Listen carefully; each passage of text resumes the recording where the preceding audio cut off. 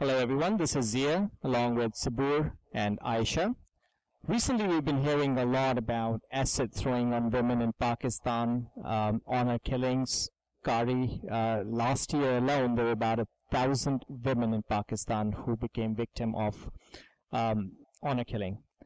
So what can we do and what are we doing as a nation to alleviate this problem? Aisha, do you want to say something about it?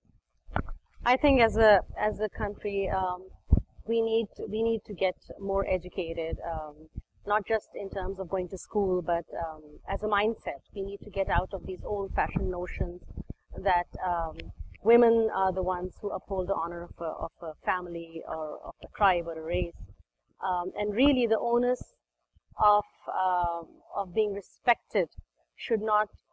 The conduit should not be a woman, and I think that's one of the major problems that we do have in Pakistan. So that's all fair, but how can we, let's say, we know a lot of our so-called mullahs, the clergymen in Pakistan, they become a part and parcel of this problem as well. Instead of trying to help the issue, they actually make it, they encourage it, they defend it. I think part of the problem is that the orthodoxy that has become prevalent in Pakistan in some 30 odd years, it has actually functioned as a handmaiden in this. That orthodoxy actually objectifies women, treats them like cattle, as something that's, the family or the husband or the men in the family own, and therefore it creates a temperament that seems to implicitly and perhaps explicitly, when the person is killed, considers that person something less than a full human being. And I also have a problem with education. I also believe that education is perhaps answer to a lot of things, but when we look at Pakistani society, and Pakistani diaspora, especially the ones that are in Europe, we see that honor killing is not limited to Pakistan itself. So you may be educated, you may be exposed to other cultures, but you may still be prone to these types of things, disgusting things, and I think there lies the orthodoxy, because that has created the temperament that regardless of the frame of reference, you still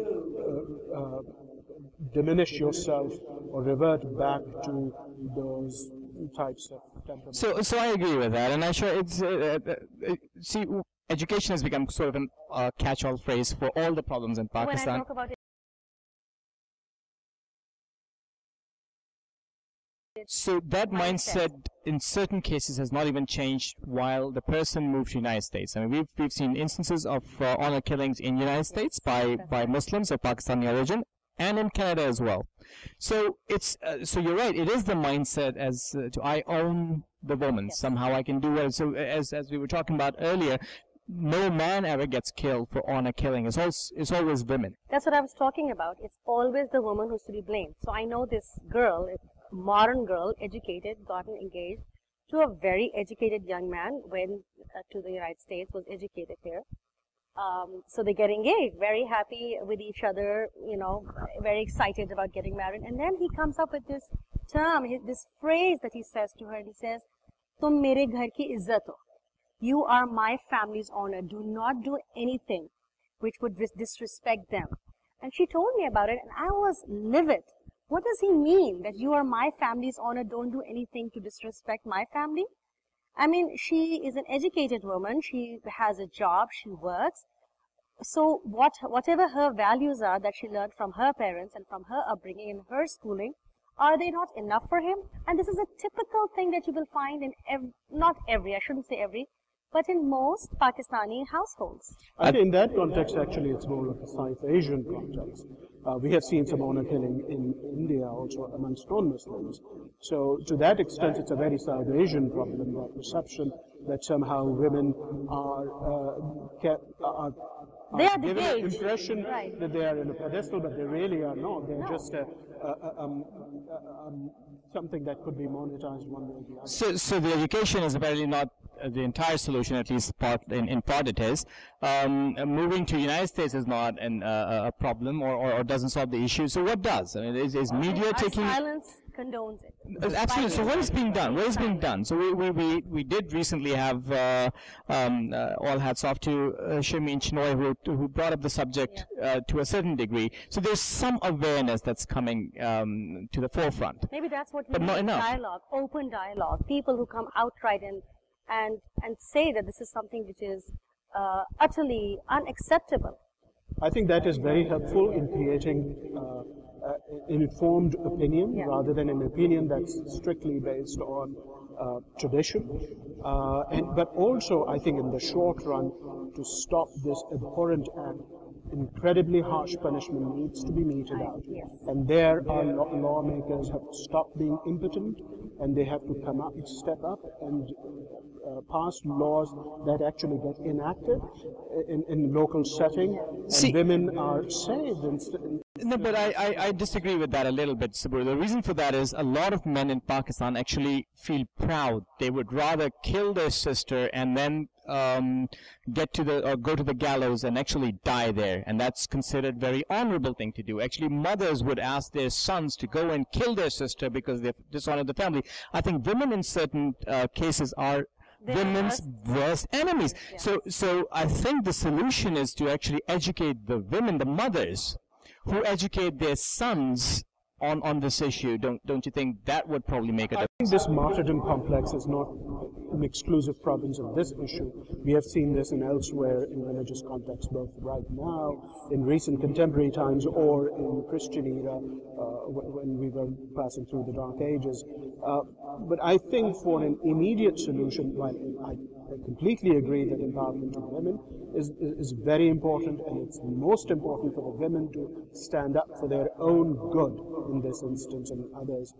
But in immediate term, immediate as it is now, laws need to be enacted that would protect them. Absolutely, absolutely. And let me actually take it one step further. There's another connected problem, which is women getting burnt.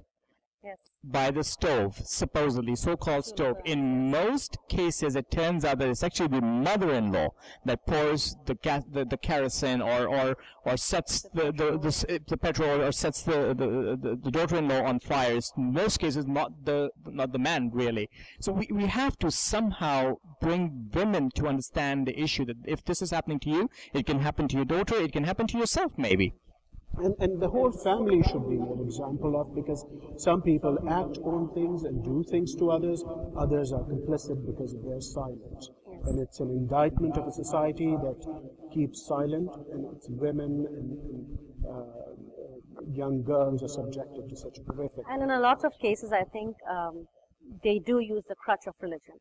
I don't know if you remember during Benazir Bhutto's reign, there was this mullah who punished his wife because whatever issues he had with her, and he put a burning rod inside her and whatnot, and Benazir had her sent to the United States where she was taken care of.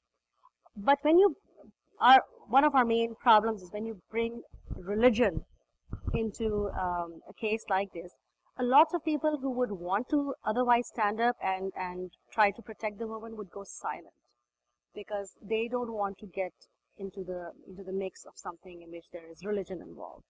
And another issue is, and that's something that I have seen in this particular Saving Face documentary, and all the media attention that Sharmeen got, very well deserved attention that Sharmeen got. There were a lot of people who were objecting that, oh my gosh, why are we talking about something so negative and bringing bad names in Pakistan? Instead of focusing on the issue, you are more concerned about your image. And that's so convoluted thinking that reflects the temperament. No, absolutely. The first step to treating alcoholism is to stand up and say, I am an alcoholic. It's the acceptance that I suppose is not coming to us for some reason. This is a very serious subject, life and death, a matter of life and death for a lot of women in Pakistan, unfortunately. Hopefully we can bring this message across to people who are responsible and for these deaths or for their lives, essentially. Thank you very much for watching.